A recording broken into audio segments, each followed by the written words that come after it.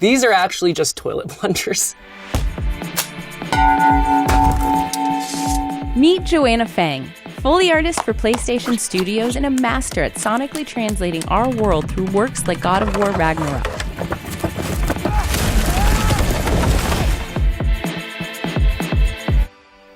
Let's step into my office. Just watch your step. I love my office. This is my creative space. This is the Sony PlayStation Foley Studio. We have tons of really cool stuff. We have like smashed iPhones, so if we need to like throw something behind our shoulders, it sounds accurate to what an iPhone sounds like.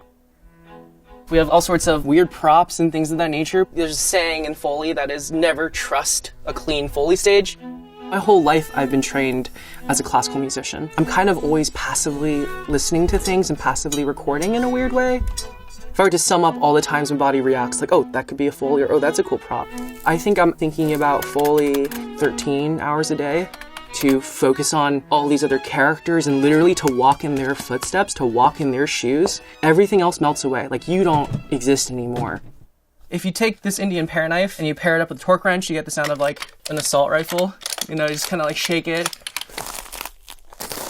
Using lump charcoal for snow. It's got like all the cracking characteristics of ice. Pistol holster, add manicotti shells to it.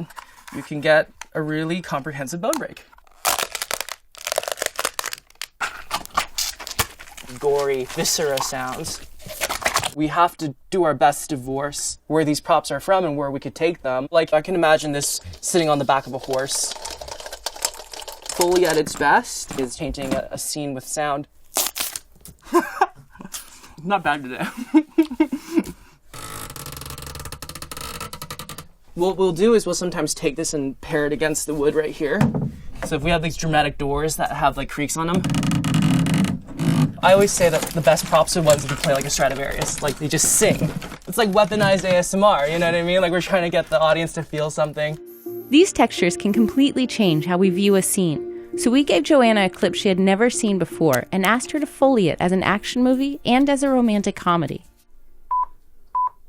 So in the clip, there's a certain cadence going on with her footsteps. In terms of textures, I obviously see that she's got a leather jacket, what appears to be 2 baguettes underneath her arms. Just judging by the way her legs are spiking, I'm going to go ahead and say that she's probably wearing heels. Let me reinterpret this scene as if it were like a romantic comedy.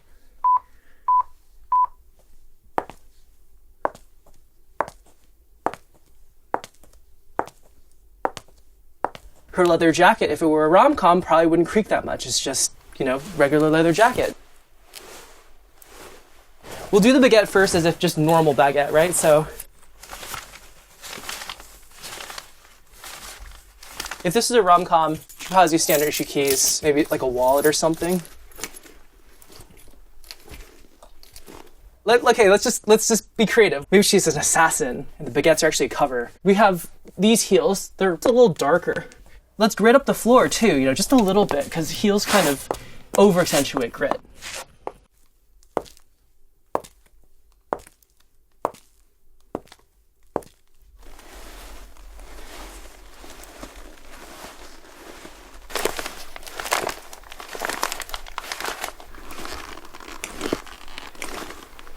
Cool. So these are now the same exact clip visually, but sonically we've adjusted the Foley to accommodate for 2 different types of genres.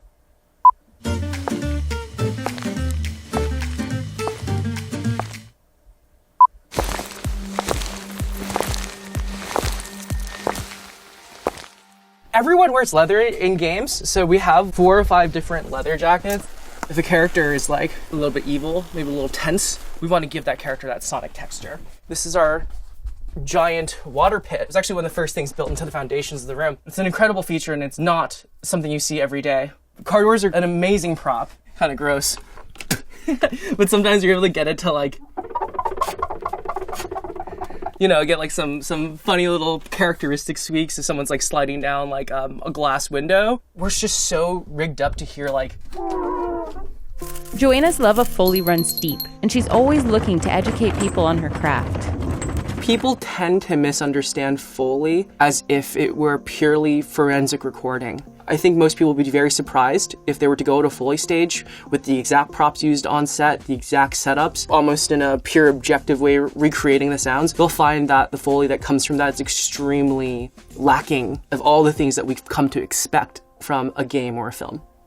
I remember the most challenging sound that I had to do. It was the simplest sound effect and it broke me. It was like Whoopi Goldberg was like sauntering up to a bar. It just went to take 8, take 9, take 10, and it was just killing me. I think the reason why I was having such a hard time with that cue was just I didn't feel right in my body. You know, I used Foley for so long as this like perfect art form that helped me shake off, frankly, my gender dysphoria. For some freaking reason, that one cue made me hate everything about myself. So not long after that, I actually came out of the closet because I was like, it got to the point where I couldn't do my job anymore.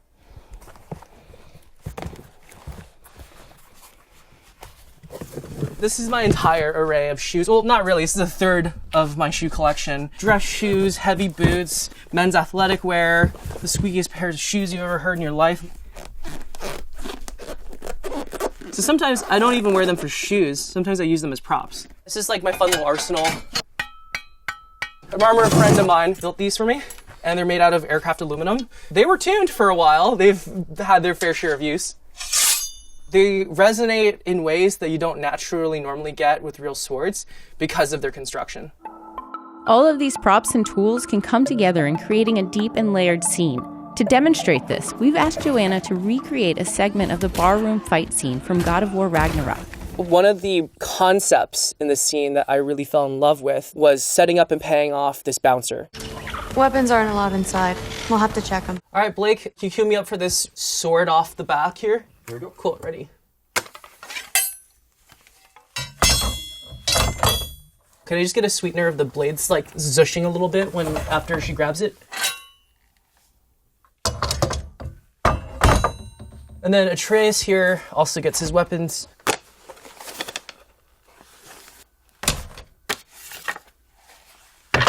They're not going to let you in otherwise.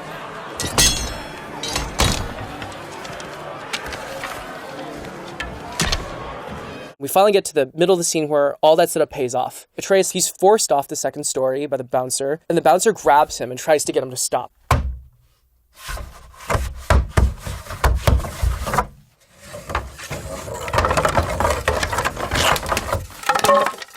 My favorite sound in bar brawl is the sound of leather as Atreus is struggling to break the grasp of the bouncer.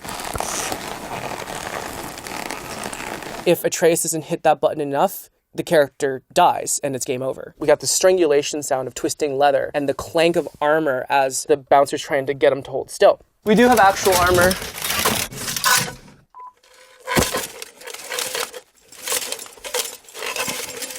I'm gonna hit the pillars now.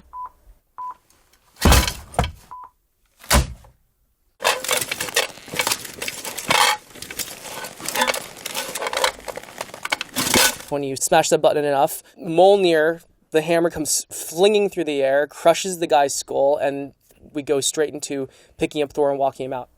After he's got his head knocked off, let's just get that sound of his body just going like relaxing back. Okay, cool. So head smash. We're gonna get real gross real fast with this one.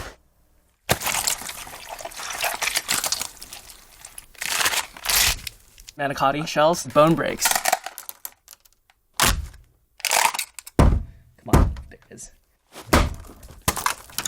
This is a axe blank that our friend Jeff provided the Foley stage. Blake's gonna record it and we're gonna reverse and flip it. It's gonna get processed and added with a bunch of different sounds and it's gonna make up Thor's hammer.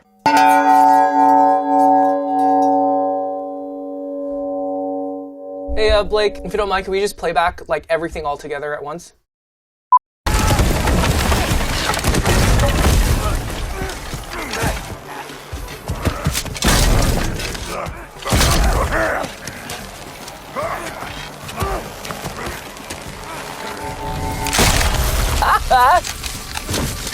Awesome. On a sequence as complicated as Bar Brawl, we're creating over 1,000 assets easy. If you can imagine Moments like these happen throughout the entire game. Folding a game takes months and months and months because of the sheer density, attention to detail, and contextual storytelling that we have to do on the Foley stage. Joanna's mastery of her craft is unique, and even in the digital age, she feels the role of a Foley artist is still vital to storytelling. I can imagine a future where machine learning aids us in Foley, but I do not ever believe that it will take away the simple and beautiful performative nature of it. I've often felt like when you watch a film and there isn't much Foley, it feels like you're staring through a window. It doesn't feel like you're actually there. Foley, to me, is a very powerful performance art language that connects the audience with the characters and gets you to feel what they're going through.